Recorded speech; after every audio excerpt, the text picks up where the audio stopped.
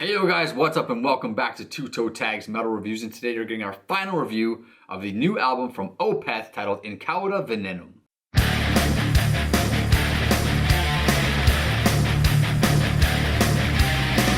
Alright guys, so you know the drill. We just spent the entire week listening to this album.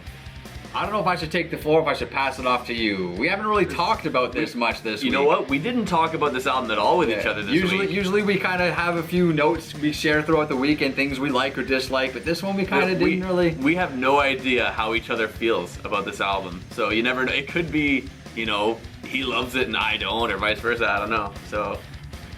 I'll take the floor. Okay. I hated this album.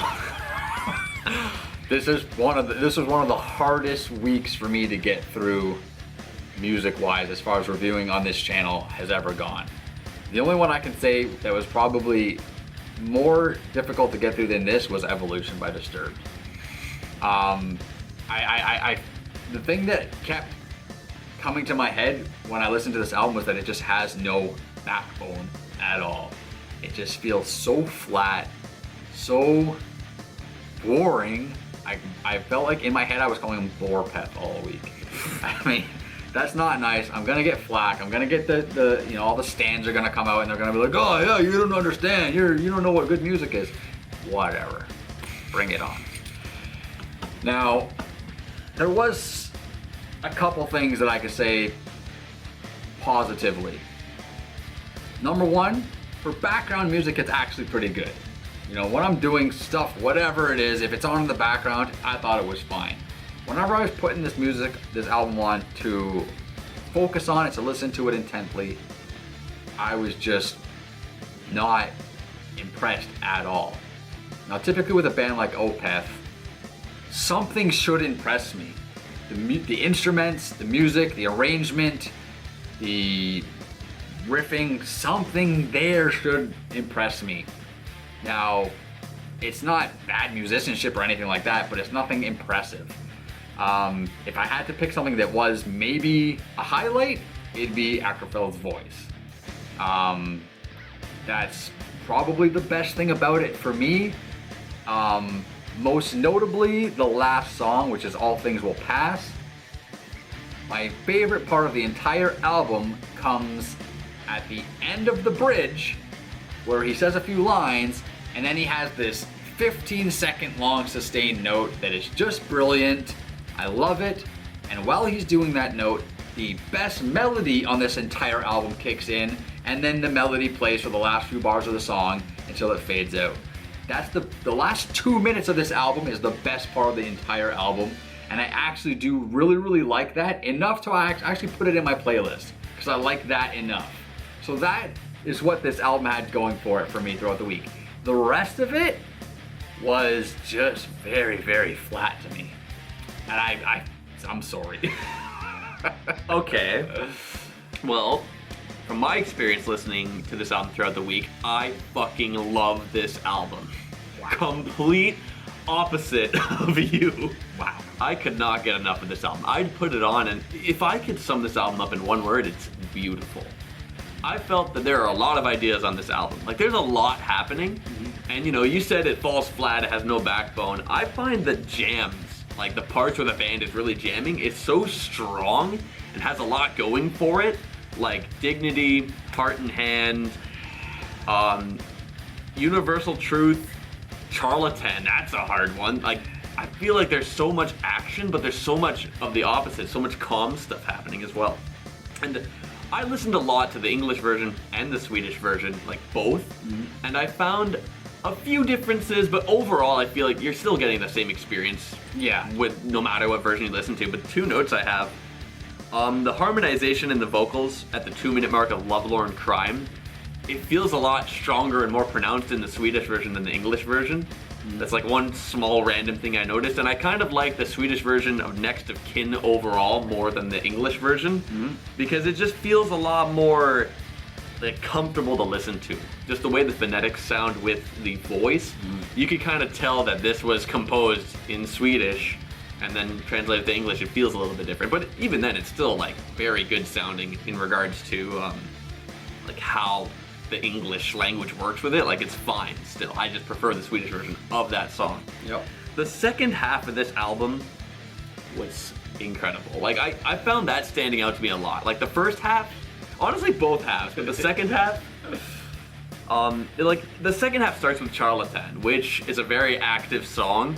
Yeah. Like especially compared to the rest of the album. Drum wise, yeah. And then Universal Truth just has so many interesting ideas in it. I really like that. The Garroter grew on me even more because it's got the swing element to it, and it's literally like, I was reading a comment about it on whatever video about the album saying it was like the Devil's Bar music. And I just really liked that picture that it put in my head, like you're in hell in this bar and that's the kind of song that's playing. That's interesting, yeah. Like that made the song even better for me because that's what I'm thinking of when I hear this song, and I think it's incredible. I love the first chunk of Continuum where it starts with the drums like that, the way it does, and then all the melody that plays. I love it. And All Things Will Pass, very emotional. And that thing you said about the last 2 minutes, I didn't even notice until you showed me. Yeah. So that's I showed him just before we started recording this. Literally video. right before. So like that just like, oh wow, even more depth. Yeah. But one song I think is totally underrated on this album is Lovelorn Crime. Because it's so powerful emotionally. You feel sad, but you feel a sense of nobility as well. I would say during like the choruses. It's such a powerful song, and one thing I noticed about it that is different than the others is its structure.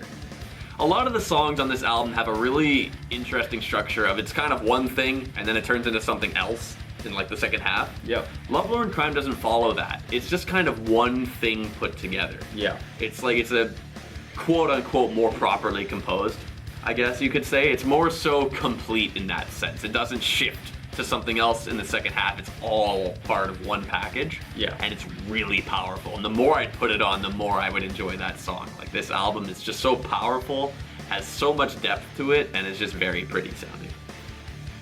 Yeah, well it's quite surprising actually that we have such differing opinions, because you're calling it powerful and I'm saying it had no backbone. So that's like, how do we both get such opposite feelings from the same album? Like it's really weird. But it is what it is. I mean, it makes for something interesting. You get a perspective of someone who's not too fond of it and someone who is, so. Yeah. And you know what? My perspective, like my opinion on Opeth was never the greatest going into it anyway. Like, let me tell you just quickly my experience with Opeth. Opeth is the only band in my life that I've ever walked out of a concert on, because they were so boring and they killed the entire vibe of the show. And me and my friends were like, what is this? This sucks, let's go. And that happened twice. That happened once we actually left, and the other one we didn't leave, but we like left the stage area and went to get drinks and merch and stuff like that. It was at a festival. And we noticed like we weren't the only ones. Like that's when the drink lineups and the merch tables got packed, because people were just like, what's this? These guys are just standing on stage and the whole atmosphere is like dead now. Like that was like my introduction to Opeth. So then we did the album review of Ghost Reveries. And I actually had a pretty favorable opinion on that album. Didn't get my toe type, but I actually liked it quite a lot. I think you gave it like a 7. Yeah, it got a pretty good, right? So it's not like I hate the band, right? It's not like I'm just like, no, fuck Opeth, right? I'm not opposed to their style. This album just sucks, though. And we can have different opinions. We do have different opinions, and you guys can share your opinions in the comments below. But I think this album was just torturous to listen to, minus that last 2 minutes of the last song. When that came on, I was like, yes! Cranked it up, give me that melody. Give me that 15-second sustained note, please. Yeah, I was beautiful. I was feeling like that crank it up, give me more like throughout the whole album. I was loving it. I don't know, let's rate it. Well, I think it's pretty clear with how much I enjoyed this album that it gets my toe tag, just because there's so much content and I enjoyed it. And you know, in the first half of the week I was somewhat neutral on this album, but then it really started to click with me and I was loving it from there onward. Yeah, I think as unfair as my rating might be, I have to be honest with myself. And this is probably going to be the furthest our ratings have ever been apart, but I give this album a 3. Unfortunately, it's not going on the 2 toe tag list. And unfortunately, it wasn't even close. But yeah, It was halfway there. I'm probably as surprised as you guys are right now, to be honest. But you know what? As usual, we want to know what you guys think. You guys are probably going to agree with him because all the stands are going to click the video. So that's fine. I'll take the heat, I usually do, that's okay. Like the video if you liked it. Dislike it if you really disliked it, but that'd suck. That's a shitty thing to do. But you can do it if you want to. But subscribe if you guys are new to the channel. We got lots of metal content always coming for you guys. I'm Vile Self. I'm TV Fish. I'll see you guys on the next one. Later.